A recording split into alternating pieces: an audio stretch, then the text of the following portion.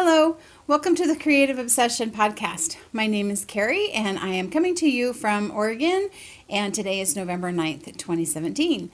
Thank you so much for joining me. This is my little channel where I talk about most things crafty and creative, mostly knitting at this point, but other crafts thrown in as well. Thank you for joining me. Appreciate you all being here, whether you are new or returning. I appreciate it very much. I'm filming in a little bit of a different location, kind of. I'm still in my studio, but I'm just facing a different way. I think the lighting right now is better this way, and I didn't have a quilt on the wall for you, and I think I'm kind of liking this because I've got myself set up where I'm got kind of a table surface in front of me, and I think that's going to be a little bit better. So we'll see. You know me, I'm changing it up all the time. So as you can see behind me, I've got a quilt that I'm almost finished quilting on my long arm for the Mama Made It Quilt Shop. I've talked about my affiliation with that shop in previous episodes, so I'm not going to go into it. But this is a little quilt that she's going to have as a sample. I'm going to be doing a little bit more quilting for her in the next couple of months as she prepares for a couple of really big shows that she's going to be going to, and she needs some quilts to hang in the booth and in her shop and that kind of stuff. So I'll be quilting quite a bit for that in the near future. So this one's almost done. I didn't feel like finishing it this morning before I recorded. I wanted to record first. So there you go. Maybe I'll insert a picture of it finished because I'll finish it here when I'm done recording. So since I last talked with you all, we've had Halloween, which was fun. I dressed up and to answer the door, which was really fun. Jim and I really wanted to do something. We have a small front covered porch, and we really wanted to kind of do something out there to kind of be spooky and scary for the kids, but just didn't have time to put it together. Jim was out of town the week before Halloween, and I just couldn't pull it all together. So I thought, I'm just going to at least dress up and kind of make it spooky for the kids when I answer the door, and it was really a lot of fun. I just kind of goofed around with the kids, and it's really hard to not scare the little kids because it's scary for them to just go up to a stranger's door anyway. But I had fun with it, but we didn't have as many trick-or-treaters. I don't know how many because I don't do any way of counting them, but it wasn't as many. By 8 o'clock, they were done and turned off the lights and took off my I had false eyelashes that looked like a spider web, took that off, and the wig was like driving me crazy. I'm not used to having hair in my face. It was just making me nuts, but it was really fun to do that. I also went to the Columbia Gorge Fiber Festival. Goodness gracious. Columbia Gorge Fiber Festival with Leslie and Angelique. I drove over with them, and we met up with Leslie and Lori and shopped around in the little festival that was there, which was really nice. I found a new to me designer. It's Marie Green, who has Olive Knits. So I'll put a link to her Ravelry page. She's got some really, really cute sweater designs, and just does it a little bit differently that I'm in love. So I haven't bought a pattern yet because I'm not ready to knit one yet, but there's a couple that I have that I really want to knit. I did buy one thing. I didn't go hog wild and crazy, but I did buy one thing, and it's a needle punch. I don't know if I can get this off. Oh, crud. I guess I should have prepared this. Here we go. So it's a needle punching craft. So you take, this is like, maybe like what is it, monk's cloth. So it reminds me of that Aida cloth that you do cross stitch with, but it's a lot softer. And then you have this little tool, which is a needle punch needle, I guess. And so you run thread or yarn through it, and then you punch a design, and it makes the design like with just like little loops. Kind of like rug hooking, but not really. So I thought it would be kind of a fun project to use up some scraps of my yarn, and you just punch it through the fabric, and you can do really abstract designs. You can follow a pattern and make something that looks like something. So I don't know what I'm going to do. Came with this piece of cloth to try it with. I don't know what I'm going to do. It was just something I want to try. So I picked up that, and that was pretty much it there. And then this last weekend was Vogue Knitting Live. I didn't take a lot of pictures. I just didn't feel like there was a ton to take a picture of. It was kind of funny because everybody kept saying how, oh my gosh, it's so big, I can't quite take it all in. And I didn't have that impression, and I didn't mean to feel like a stick in the mud, but I'm like, it's not really that big. What's so overwhelming about this? I'm also not the greatest shopper because I don't really like to shop. Sorry. If there's a booth that's really crowded or I don't feel like I can get in and out easily, I won't even go in it. And so some people had their booths set up that they had, their little 10 by 10 square, and they put a table that you had to kind of like walk around to get in the booth. And I'm like, I don't want to get trapped back there. It's not comfortable for me. Yarn's not worth it. If I can't see if I don't see something that's going to grab me from walking on the outside of the booth, I generally won't go in. So I felt like I was done looking around in about an hour or so. So we got there, took the train up, about halfway up, right about Olympia, it started to snow. We were like, oh crap, we didn't bring like snow clothes. We brought like a rain jacket and lighter weight just to keep us dry kind of thing. So it was snowing in Seattle when we got there. Kind of an interesting thing trying to get an Uber. And so we got one. The guy drove like a bat out of hell to get us over to Bellevue. Wasn't that urgent. But anyway, it was an experience. Got all checked in our hotel, and the venue for the show was just a block away. So we walked over there, kind of did some shopping, scoped out everything, and, then went to dinner. And then the next day we all had classes and that kind of thing. So everybody in my group of 5 had classes at 9 o'clock in the morning, and I didn't have a class till 2. So I had the whole morning to just go at my pace and do my own thing.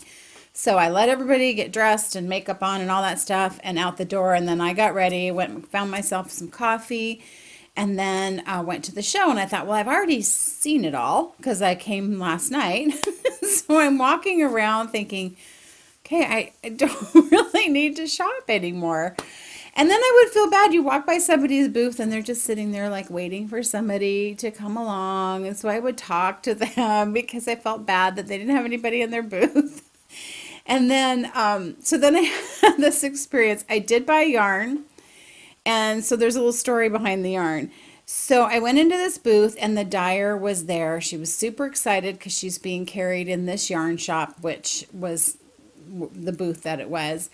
And so I just kind of was talking with her, and you could just tell she was really super excited to be there. And her husband was there, and he's really proud, and he's part of it. And I thought, okay, I'll buy some of her yarn, just because I kind of felt like I should after talking with her and stuff. And she was just so excited. So I'm trying to find yarn, and her yarn was beautiful, just wasn't anything I would knit with, just like the colors weren't me. Not to say anything's wrong with her yarn. The colors weren't me. And I thought, okay, I'm going to pick up this skein of yarn.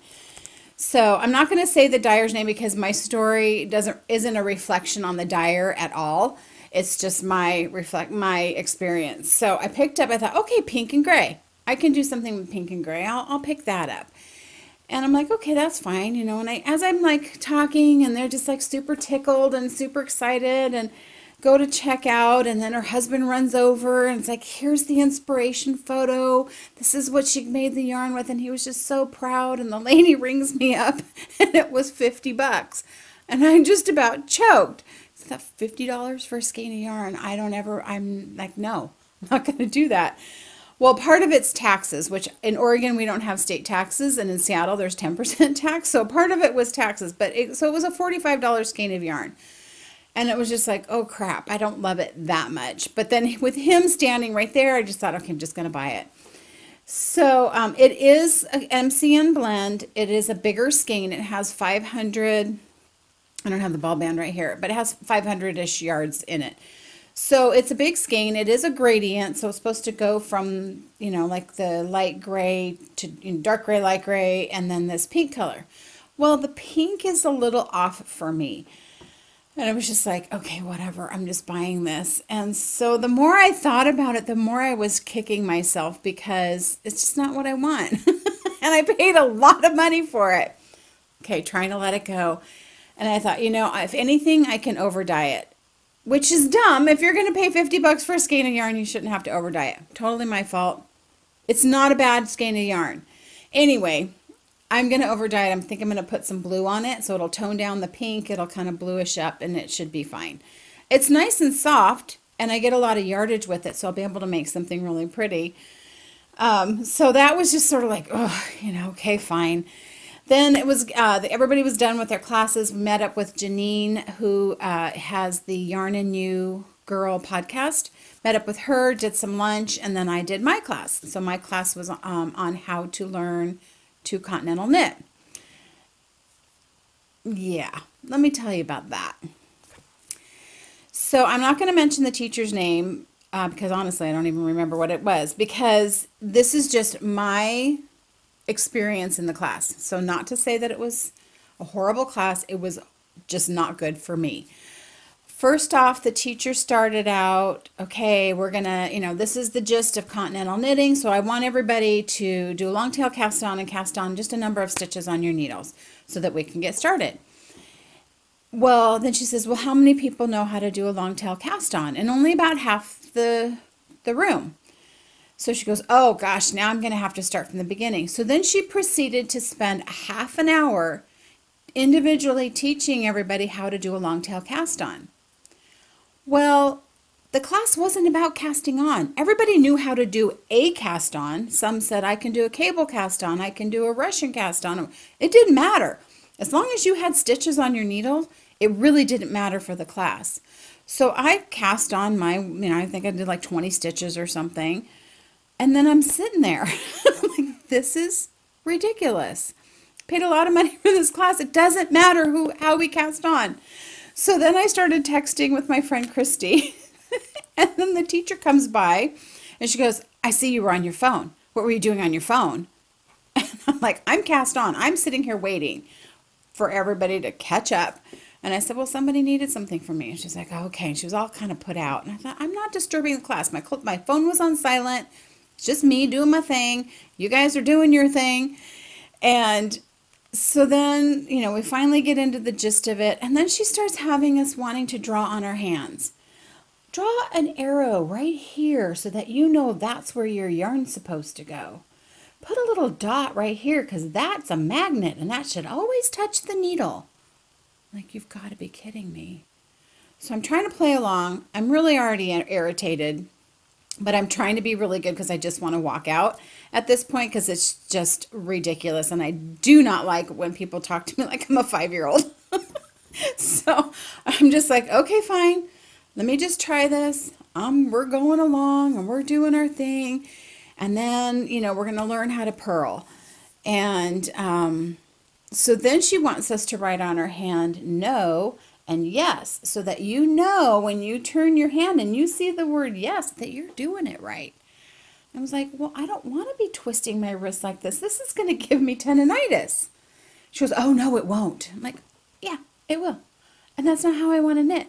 But she was of the mindset that if you don't do it exactly the way she was teaching you, like exactly, then you were wrong. And I'm sorry, but you could ask everybody in that whole conference to show you how they knit or purl, and everybody's going to do it a little bit different. And it all gets the job done, and it's all right for us. Ticking me off just a little bit, just a little smidgen. So we proceeded to go through the class. I'm super irritated. Some lady picked up her phone, and she's doing this, and she's like recording, the thing. Teacher from across the room just jumps down this lady's throat. Now, in no part of this did she say, no pictures, no videos, nothing. And the lady was just trying to record it so that she could remember. The instructor just like jumps down her throat and totally embarrasses this lady. I don't want you taking any pictures. You need to erase that right now, and just got on her. And I'm just like, dude, chill out. So I'm just trying to get through this class. Lady is just nut job. So I got out of there feeling super frustrated. Just agitated, just like this is not what knitting doesn't have to be like this. So I'm not gonna, like I said, I'm not going to say the teacher's name, but I will never, if I ever see her name come up, won't take a class from her again. So did I learn how to continental knit? I guess I got the mechanics of it. I still don't know that it's for me. I'm going to keep trying. I've been trying it on some projects that I'm doing that are fingering weight yarn, and I think I need to just practice on my, I just had some worsted weight yarn with wooden needles, just some wooden clover needles. So, I was getting it done. I was actually knitting and purling and trying to do ribbing and stuff like that, and this was pretty good because it's not slippery, and so I didn't feel like my stitches were going to slip off the needle. I will continue to try and learn it, but I don't know. I mean, there's a lot of people that are really good knitters that don't knit continentally. So if I can't do it, I can't do it. I'm not going to stress over it. But I think I'm going to take a Craftsy class. I was looking it up this morning, and there's a Craftsy class to learn how to Portuguese knit. And I think I might take the class and try that. I'm always up for trying something, either that or I'll just stick with what I'm doing. Because it works and I have good tension, and yeah, so needless to say, my class experience was not great, and that kind of ticked me off because you pay a lot of money for a class, and I wanted to really get something out of it, except for a headache. So it is what it is. But the whole trip as a whole was really fun. We had a lot of fun together, and so just hanging out, and then we would go to the hotel in the evening and just kind of park ourselves in the lobby, and then knitters would come in and they'd join us, and got to meet some new people. Got to meet some people that watched the podcast. Hi, Grace. I think Grace was probably a little sick of us because we kept running into her, and then, gosh, keep hitting the dang camera.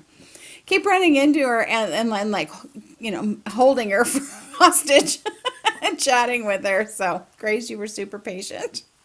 It was really nice meeting everybody. Met some people on the train, and it was just cool. So, another thing, okay, so I got the yarn that I don't care for. I had the class that was kind of and I did buy some new needles. So now these are they're Addie's Flexi Flips. So what these are double pointed needles that have a tiny bit of a cord in the middle. Can you see there? So that they're flexible. So the idea is you have your knitting on 2 needles, and then you can make the circle like for your socks or whatever, and then knit with a 3rd needle. So what's nice about these is each end has a different tip. So one tip is, where does it say it? Oh, golly.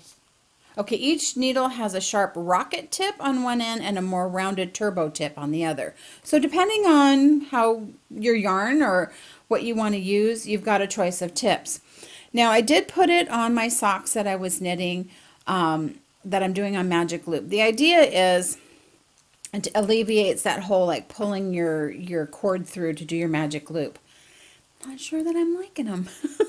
I tried it while I was at knit night the other night, and I ended up pulling them out. So I think I need to try it again. I just was not very successful on this trip. Oh my gosh.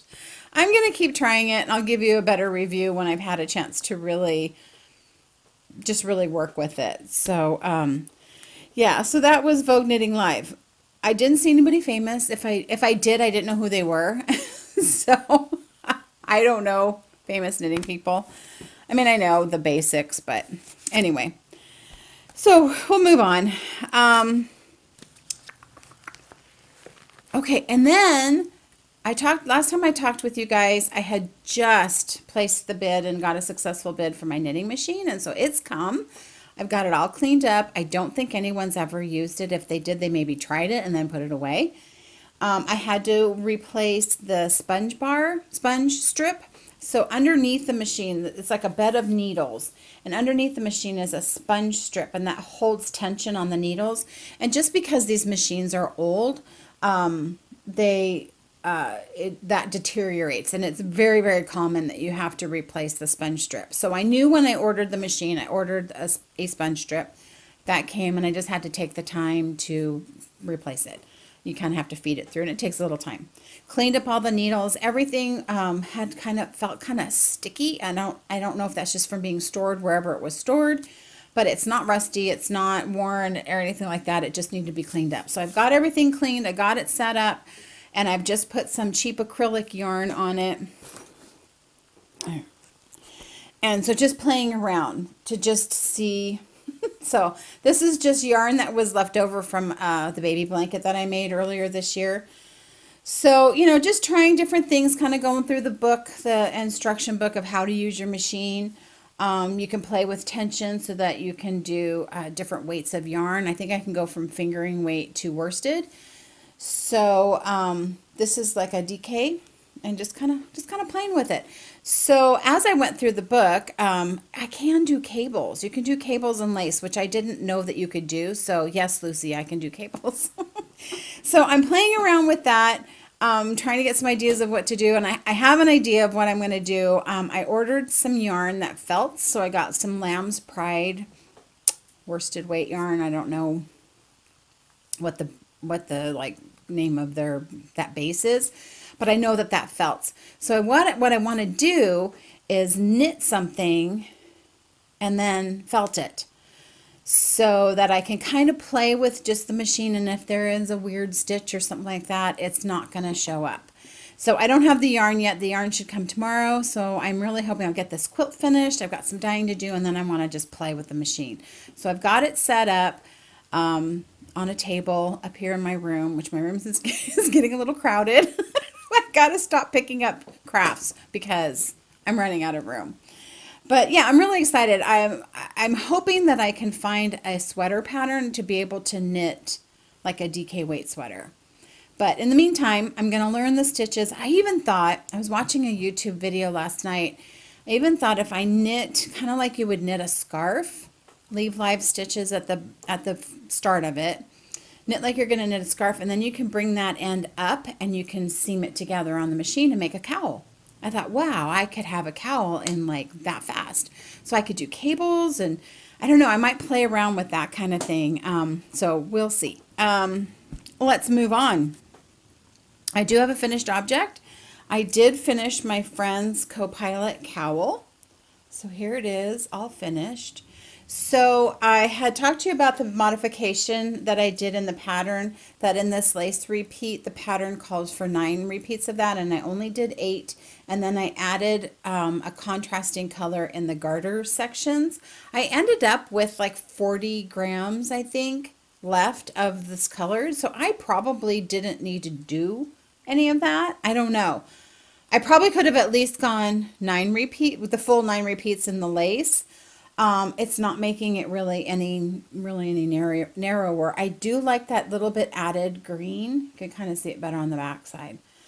So I washed it and just laid it to dry. It doesn't go with my sweater. Oh, I have to talk about my sweater. But yeah, it's real pretty, and I think she'll like it, and she'll wear it. So that's done. Her birthday's in a couple weeks or something, and I will get that to her. But my sweater, I forgot to talk about my sweater. I showed you the sweater, but I'm wearing it. So I can't stand up because I'm on a really tall chair. One thing I'm not sure, I think I made it too big. I wanted to make sure it was loose and roomy because I don't like fitted clothes like that. And I think I made it a little big because I think this in the arm sleeve section, whatever, is a little bit loose. It fits, and it's nice, and I wore it at the show, and my hair had a little bit of lavender still in it, so my sweater matched my hair, which a lot of people commented on. It's like that. I must have looked pretty ridiculous. But anyway, I have a sweater that I'm wearing, which is exciting. So now knowing that, I don't think when I do my cardigan, I don't think I'll make it that same size. I think I'll go down a size because I think it gives me too much right here. But I like the sweater, and it's nice. Like today it's cold and rainy, and it's like just enough to make me feel warm. So let me move into some works in progress. So I am making some headway on my Christmas socks. And what I decided to do is I'm going to do an afterthought heel. So I'm either going to do Susan B. Anderson's, which I've done in the past, but I don't think I did it right. So I'm either going to do that or, see, I put a red waist yarn. So that's where my heel's going to go. And I meant to do the whole dental floss thing, and I forgot. Allison of For Knit Sakes showed that, where you run dental floss through, and then it's easy to find where you need to pick up your stitches. But anyway, so I have this book that I got, I don't know, a year or so ago, Sock Architecture, and in it is Afterthought Heels with Gussets. So I may try that. I haven't read the directions on what you're supposed to do. I probably should read that before I go any further in case I need to do something at this stage before I get any further. That would probably be a good idea. All right, I'll do that. Because I like the idea, if I can do an afterthought with a gusset, that might be good. We'll see. So another thing, did I start the sockhead hat? I can't remember. Started my niece's sockhead hat. Sorry, my chair is really squeaky. This is a taller chair, but it has a really bad squeak. So I'm making this out of my yarn that was Wake Me Up Before You Go. One thing I forgot to mention, I think I did mention it last week or last episode that I was going to start it. The hat called for you to cast on 144 stitches, I think it was. It's the Sockhead hat. It's a free pattern on Ravelry. And I had started that on the ribbing, and this is a really stretchy ribbing, and I had Jim try it on, and it was just way too loose. So you can decrease it in amounts of 8. So I decreased it down 16 stitches, and it's still plenty big. It's still plenty big. So I only did 3 inches of cuff where the pattern calls for you to do 4, but she's petite, and I had to try and scale it all down. And then this you can go up to 9 inches. I'm going to do 7. So this is at 5 inches here, and so just really got like maybe another inch to go, and I'll start doing decreases, and then Ella's hat will be finished. This was one of the projects I was trying to do the Continental Knitting on, and I thought, well, if my gauge shifts a little bit, it's not going to really be noticeable. I just really don't like it. It's super loose, which I think may get better as you get more experience with it. But I do know that people that Continental Knit usually have a looser gauge anyway, and I like my gauge. So, yeah, I don't know. So another thing I started, this was some yarn that I picked up at the Columbia Gorge Fiber Festival. And it was I don't know how I can show you this. Maybe I can just grab it. Because it was in this really pretty braid. Oh, look at that. And then the skein I'm working on. So these are the colors. This is 100% cashmere yarn. And so it's really nice and soft. It's funny because the garment is really soft, but the individual, like just the yarn itself, it almost feels toothy. And when I was first, oh, darn it. I just dropped my ball. When I was winding it into that cute little ball that's now on the floor, I thought, oh my gosh, did I really pick up the cashmere? I really did, didn't I? And because it doesn't feel as soft as the garment does, but there was yarn to make a cowl, and it is the Lila Cowl. I will put the information down below in the description box. It's a free pattern on Ravelry, and so what you do is you knit it in the round, and it's got this nice chevron, obviously. Chevron look. It's a provisional cast on. This is bugging me that my yarn's on the floor. Provisional cast on. And so you'll do 2 repeats of all the colors. So I've got this pink I'm working on, and then a lighter pink, and then I'll start back with the gray and do that, and then Kitchener them together, and it makes a really nice cowl. So this was a really nice project to have. It's an easy pattern. It's just a 2 pattern repeat, and I'm doing it 12 rows wide. The bands are 12 rows wide, and I'm enjoying it, and it's going to feel really lovely, and it'll be really pretty. So I'm going to pick up that yarn because it's driving me crazy. Okay, I'm better now. Ooh, the sun's coming out. It's like everything's lightening up. I had made a couple of new purchases, and I have a new pattern that I'm going to make. So I'm really trying to focus on my gift knitting. So the sock head hat's going to get done. I'm going to make the frolicking deer hat for my son-in-law. And then part of the pattern is, you can say, F the cold on it. And I think I might make a hat for Robert that just has that on it without the deer. I don't know that he'll wear a hat. I've made him a hat before and he doesn't wear it, but he might wear it if it says that.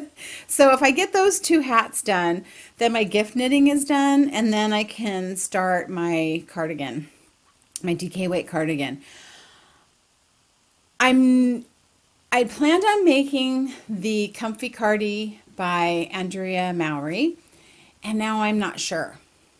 My hesitation is, what's my hesitation?